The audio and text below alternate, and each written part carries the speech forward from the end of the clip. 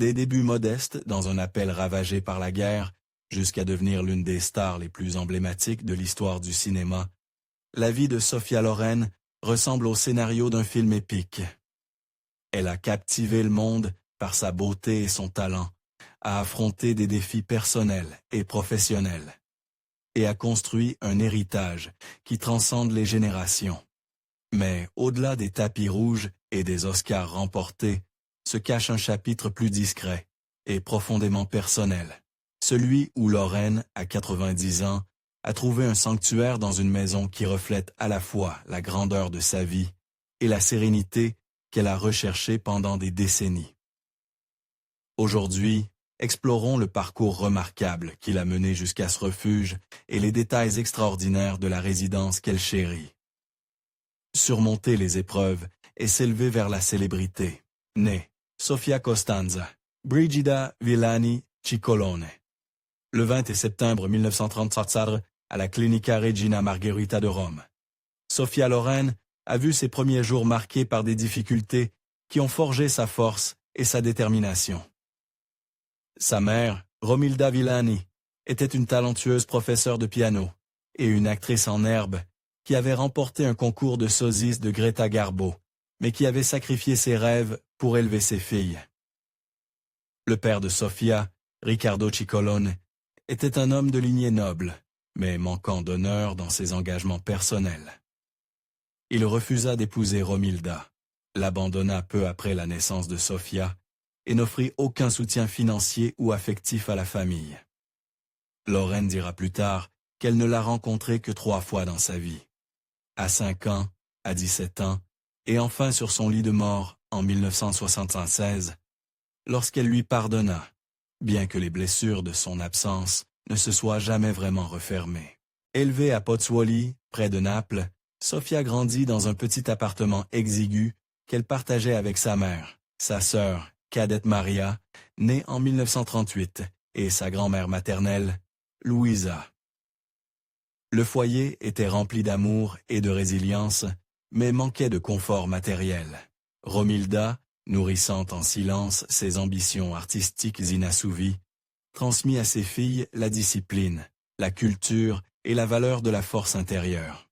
Malgré les moyens limités, elle inculqua à Sofia un sens de la dignité et de la grâce. Des traits qui allaient définir l'actrice, à l'écran comme dans la vie. Sofia grandit timide et très mince, affublée par les autres enfants de surnoms moqueurs comme le cure-dent ou le bâton. Avec de grands yeux sombres, disproportionnés et une démarche maladroite, elle se sentait invisible dans un monde qui juguait souvent les filles sur leur apparence. Mais une détermination silencieuse brûlait en elle, une étincelle que personne ne pouvait éteindre. Sa grand-mère, percevant ce potentiel, encouragea Sofia à s'exprimer lors de petites représentations en famille et dans leur modeste bistrot aménagé dans le salon. Là, les soldats américains stationnés à proximité venaient déguster la liqueur de cerise maison. Romilda jouait du piano, Maria chantait, et la jeune Sofia, d'abord trop timide, prit peu à peu confiance en servant les boissons, en débarrassant les tables et en accueillant les clients. C'est dans ce cadre modeste que Sofia apprit à se tenir avec prestance, une qualité qui lui serait précieuse sur les scènes les plus prestigieuses. La transformation physique de Sofia débuta vers l'âge de 14 ans, lorsque ses traits s'adoucirent et que sa silhouette se dessina, révélant la beauté qui allait la rendre célèbre dans le monde entier. À mesure qu'elle s'épanouissait, les voisins remarquèrent enfin celle qu'ils avaient ignorée. Sa mère, consciente que cette beauté pouvait être un passeport hors de la pauvreté, l'encouragea à participer à des concours de beauté locaux. En 1950, à seulement 15 ans, Sofia se présenta au concours Miss Italia, sous le nom de Sofia Lazzaro, choisie parce qu'un admirateur avait déclaré qu'elle était si belle qu'elle pourrait ressusciter la jarre. Bien qu'elle ne remportât pas la couronne, elle décrocha le titre de Miss Élégance, une distinction qui lui ouvrit les portes du cinéma italien. Cette victoire ne fut pas seulement symbolique. Elle permet à Sofia de sortir de l'ombre de Pozzuoli et de s'engager dans le monde exigeant et étincelant du 7e art. Bientôt, elle intégra le centre expérimental di Cinematografia, l'École nationale de cinéma d'Italie, où elle affina ses talents naturels. Elle accepta des petits rôles, souvent comme figurante ou sans être créditée, et travailla sans relâche en coulisses pour apprendre son métier. Dans ses premières années, elle endura de longues heures, des cachets modestes et le scepticisme de ceux qui la voyaient comme une simple jolie fille. Mais la soif de réussite de Sofia allait bien au-delà de la vanité. C'était une fin née des nuits passées, à entendre sa mère pleurer sur les factures impayées et des jours à faire durer un seul pain pour nourrir la famille. Son tournant décisif arriva en 1954, lorsque le réalisateur Vittorio De Sica l'a choisi pour l'Ordonnable. Ce rôle lui permit de se libérer des costumes exotiques et des rôles de figurante pour incarner un personnage de chair et de sang, une vendeuse de pizza napolitaine pleine de vie et de complexité, à l'image de l'actrice elle-même. Le public fut conquis par son authenticité et le succès du film lança Sofia sur la scène internationale. Au cours des années suivantes, la carrière de Sofia connut une ascension fulgurante. Elle enchaîna les succès aux côtés de légendes comme Cary Grant, Frank Sinatra et Charlton Heston. Son magnétisme à l'écran et son charme hors caméra firent d'elle une figure adorée des deux côtés de l'Atlantique. En 1960, elle livra la performance qui marqua sa carrière. Césira dans la Ciociara. Le bouleversant récit d'une mère luttant pour protéger sa fille dans l'Italie en guerre. D'abord, pressentie pour le rôle de la fille, Sofia se battit pour incarner la mère, un rôle qui lui permit de puiser dans les épreuves de sa jeunesse pour offrir une interprétation brute, émotive et inoubliable. Sa performance lui valut l'Oscar de la meilleure actrice, devenant ainsi la première personne à recevoir une telle distinction pour un rôle dans une langue autre que l'anglais. Un triomphe non seulement pour Lorraine, mais pour toutes les jeunes filles, un jour sous-estimées ou méprisées. Construire une vie d'amour et d'héritage avec Carlo Ponti, derrière la carrière étincelante de Sophia Loren et son image publique éblouissante, se cachait une histoire d'amour aussi durable qu'inattendue. Lorsque Sofia rencontra Carlo Ponti pour la première fois en 1950, elle n'était qu'une jeune fille timide et mince, aux grands yeux bruns, qui commençait tout juste à se faire une place sous les projecteurs du cinéma italien. Ponti, alors âgé de 37 ans, était déjà un producteur de cinéma réputé, doté d'un œil avisé pour le talent et d'une solide réputation dans le milieu. Malgré leurs différences d'âge et les complexités de sa vie privée, Ponti était marié et père de famille. Leur connexion fut immédiate et profonde. Il fut captivé par ce mélange d'innocence et de détermination qu'incarnait Sofia, tandis qu'elle était séduite par sa sagesse, sa bienveillance et la stabilité qu'il représentait. Les qualités qui avaient cruellement manqué dans sa vie, marquée par les épreuves et l'abandon de son père. Ponti joua un rôle clé dans l'orientation des débuts de Sofia, l'aidant à naviguer dans le monde du cinéma dominé par les hommes. Mais leur lien dépassa rapidement celui d'un mentor et de sa protégée.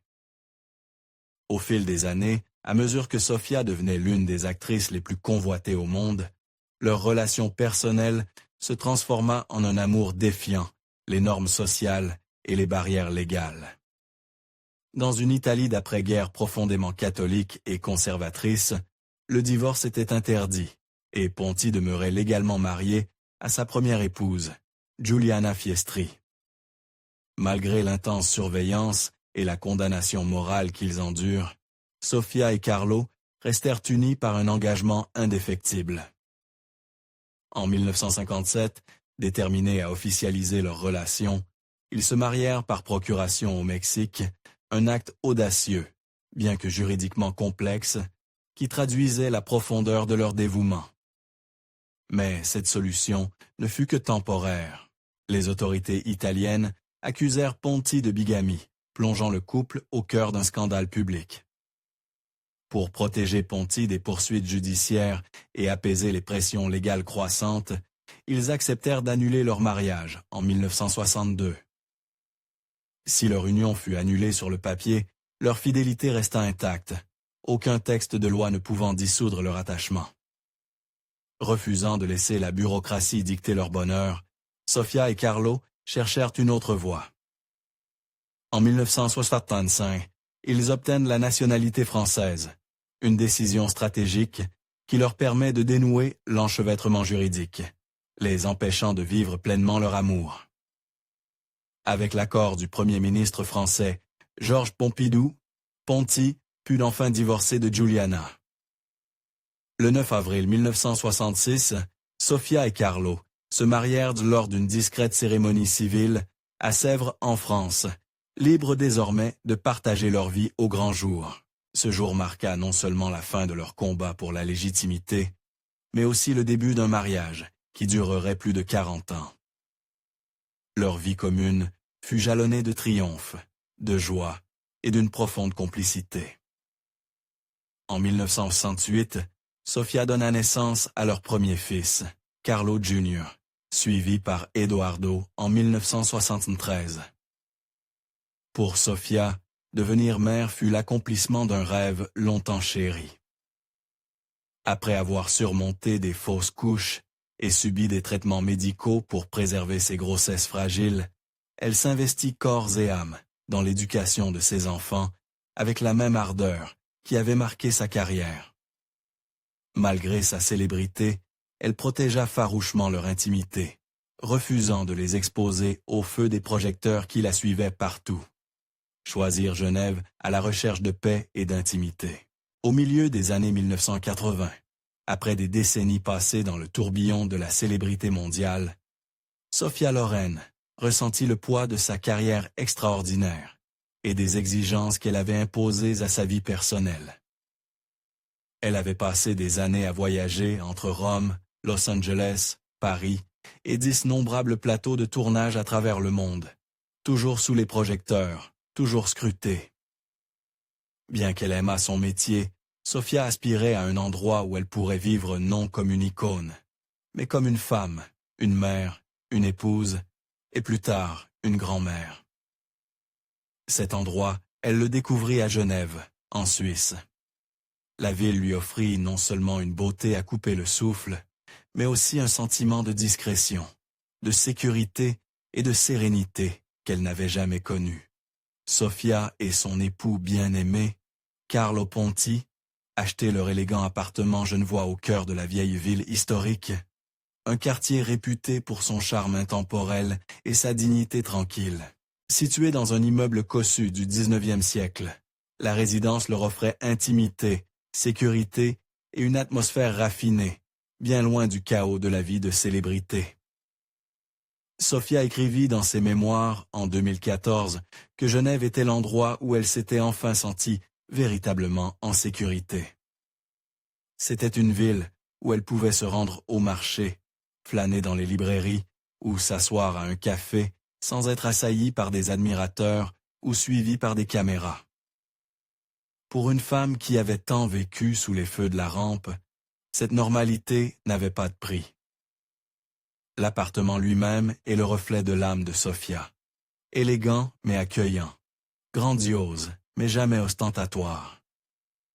Les rares aperçus de l'intérieur, offerts au monde lors d'interviews choisies ou de séances photos au fil des ans, dévoilent un lieu empli d'histoires personnelles et d'un style intemporel. Les hauts plafonds sont ornés de moulures complexes, tandis que des colonnes de marbre confèrent à l'ensemble une grandeur classique. Des tapis rouges profonds, des lampes aux accents dorés et de lourds rideaux rappellent les teintes chaudes de la Méditerranée, clin d'œil discret à sa terre natale. Les murs sont habillés d'un mélange éclectique d'œuvres d'art, peintures glanées au fil d'une vie, portraits de famille et souvenirs marquants des étapes de sa vie privée et de sa carrière illustre. L'une des pièces les plus remarquables de l'appartement est entièrement consacrée aux récompenses de Sofia. Là, sur des étagères polies et dans des vitrines, repose une collection de statuettes dorées, dont son précieuse Oscar pour la Ciotiara, des Golden Globes, des prix David Di Donatello et des hommages honorifiques venus du monde entier. Mais même dans cette pièce, il n'y a aucune trace de vanité. Pour Sofia, ces trophées ne sont pas des symboles de gloire, mais des rappels d'une vie de travail, de sacrifices consentis, de combats menés et de rêves réalisés. Ce qui rend l'appartement le plus spécial, cependant, c'est la vie qu'il a abritée entre ses murs. C'est dans cette demeure que Sofia et Carlo ont élevé leurs 2 fils, Carlo Jr. et Eduardo. Tous 2 nés à Genève et ayant effectué leur scolarité dans la ville. L'appartement fut le théâtre des anniversaires, des fêtes de famille et des soirées paisibles à savourer des repas simples, de la musique et des conversations. Alors que leurs fils devenaient des hommes accomplis, Carlo Jr., chef d'orchestre, Eduardo réalisateur, l'appartement resta un repère, un lieu où il revenait toujours. C'est également entre ces murs chers à son cœur que Sofia affronta l'une des plus grandes douleurs de sa vie, la perte de Carlo Ponti. Après plus de 4 décennies de mariage, Carlo s'était nié à leur domicile de Genève le 10 janvier 2007, des suites de complications pulmonaires. Sa disparition marqua la fin d'une époque pour Sofia, mais accrut aussi la portée émotionnelle de la maison qu'ils avaient repartagée. Chaque recoin de l'appartement conserve la mémoire de leur vie commune, les livres qu'il aimait, les œuvres d'art qu'ils avaient choisies ensemble, le piano sur lequel la musique emplissait souvent les pièces. Dans les interviews, Sofia confie qu'elle ressent encore sa présence, que l'appartement reste habité des échos de sa chaleur, de son humour et de son soutien indéfectible. Aujourd'hui, à 90 ans, Sofia continue de trouver la paix dans ce sanctuaire. Les larges fenêtres de l'appartement encadrent des vues sur les rives paisibles du lac de Genève, les flèches des églises anciennes et les Alpes lointaines, autant de rappels de la beauté et de la permanence qui l'ont aidé à traverser les tempêtes de la vie.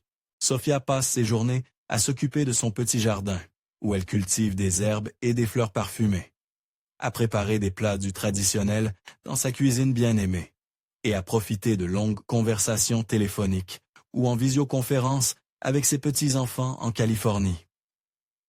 Cette maison est bien plus qu'une résidence. Elle est un hommage vivant à l'amour, à la résilience et à la force tranquille qui ont défini la vie extraordinaire de Sofia Loren. Une vie reflétée dans ses demeures. Le choix des résidences de Sofia Loren au fil des années révèle non seulement son goût raffiné, mais aussi son profond désir de lieu qui parle. À son âme, des espaces alliant beauté, intimité et un lien avec la vie qu'elle a bâti aux côtés de Carlo Ponti. Parmi ses propriétés les plus célèbres figurait la Villa Sara, la magnifique demeure baroque nichée à Marino, juste à l'extérieur de Rome. Lorsque Carlo et Sofia se marièrent, Carlo promet à sa jeune épouse de lui offrir la plus belle maison du monde.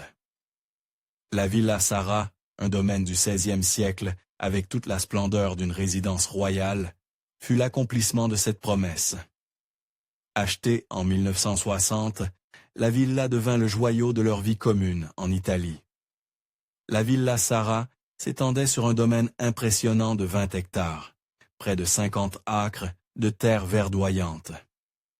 Le manoir comptait 50 pièces, conçues dans un mélange d'influences architecturales romaines et de la Renaissance.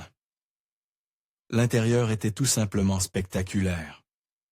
Des fresques complexes ornaient les plafonds, des meubles anciens bordaient les vastes couloirs, et d'immenses lustres illuminaient des salles à manger élégantes. Un cinéma privé permettait à la famille et à leurs invités de visionner des films dans un cadre somptueux, tandis qu'une galerie d'art abritait des œuvres que le couple avait collectionnées au fil des décennies. À l'extérieur, le domaine était agrémenté de jardins cultés, d'un verger, d'une écurie, d'un aqueduc et d'un court de tennis. Mais peut-être l'élément le plus emblématique était-il la piscine majestueuse nichée entre deux escaliers en marbre menant à la maison d'hôte. C'est là que le photographe de Leif, Alfred Eisenstadt, immortalisa l'image inoubliable de Sofia Nagant, rayonnant d'un glamour sans effort dans un cadre d'une splendeur italienne. La Villa Sara n'était pas seulement une maison, c'était le théâtre de certains des souvenirs les plus heureux du couple. Le domaine accueillait des amis du monde du cinéma, de la politique et des arts.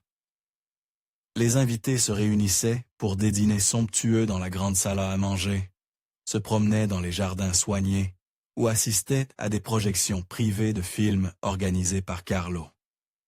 Pourtant, malgré sa majesté, la villa était aussi un lieu de chaleur et de vie familiale. Sofia décrivait souvent comment, au-delà de la grandeur, c'était une maison remplie d'amour, de rire et des joies simples d'élever leur fils.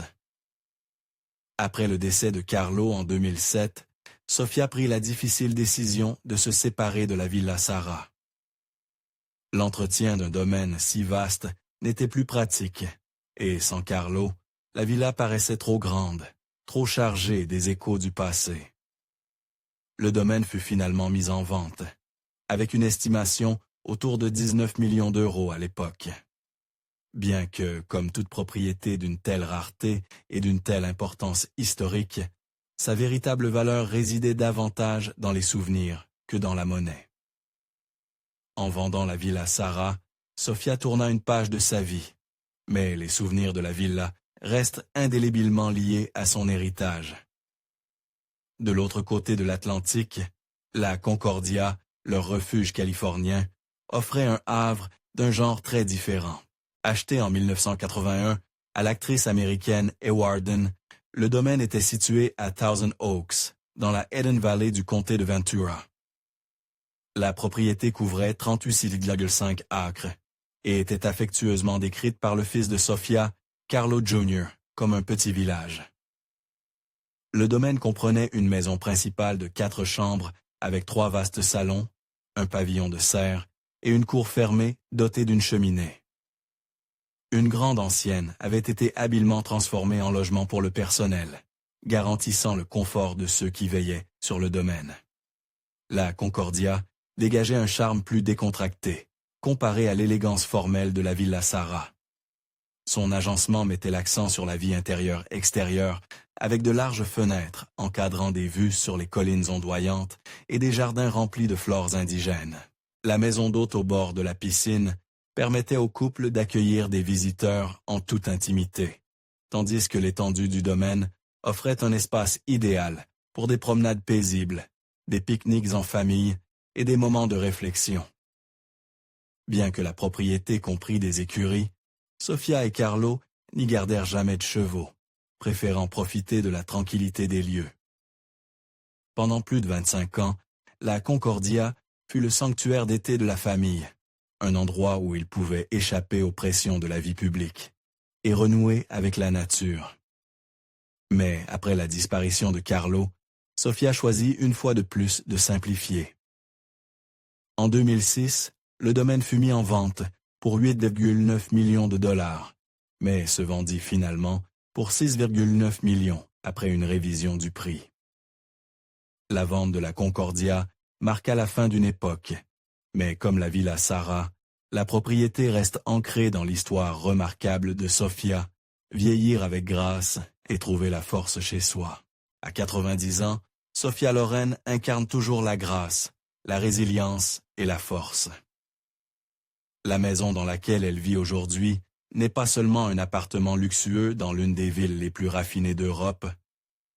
C'est un sanctuaire qui a été témoin des joies, des peines et des étapes de sa vie. C'est dans cette maison qu'elle se remit de la chute dévastatrice survenue en septembre 2023 qui lui causa des fractures sudestaios à la hanche et au fémur. L'accident nécessita une chirurgie d'urgence et un processus de rééducation exigeant. Pourtant, fidèle à elle-même, Sofia affronta l'épreuve avec la même détermination qu'il avait portée d'un abri anti-aérien de Naples aux scènes les plus glamour du monde. Sa résidence Genevose offrit le cadre idéal pour ce chapitre. un lieu où elle put guérir en paix, entourée de rappels de la vie extraordinaire qu'elle a menée. L'élégance discrète de l'appartement, combinée à la beauté de la vieille ville de Genève, offre à Lorraine la sérénité qu'elle a toujours recherchée. Même confrontée aux défis de l'âge, elle reste tournée vers le monde, exprimant son espoir de jouer dans de nouvelles productions malgré les rumeurs de retraite. Pour Sophia Loren, la maison a toujours été bien plus qu'un espace physique. Elle est le reflet de son parcours, de ses valeurs et de son esprit indomptable. Laquelle des incroyables demeures de Sophia Loren aimeriez-vous le plus visiter? La Villa Sara en Italie ou la Concordia en Californie? Dites-le nous dans les commentaires. Et si vous avez apprécié cette plongée dans la vie d'une légende, n'oubliez pas de liker cette vidéo, de la partager et de vous abonner pour découvrir d'autres histoires inspirantes.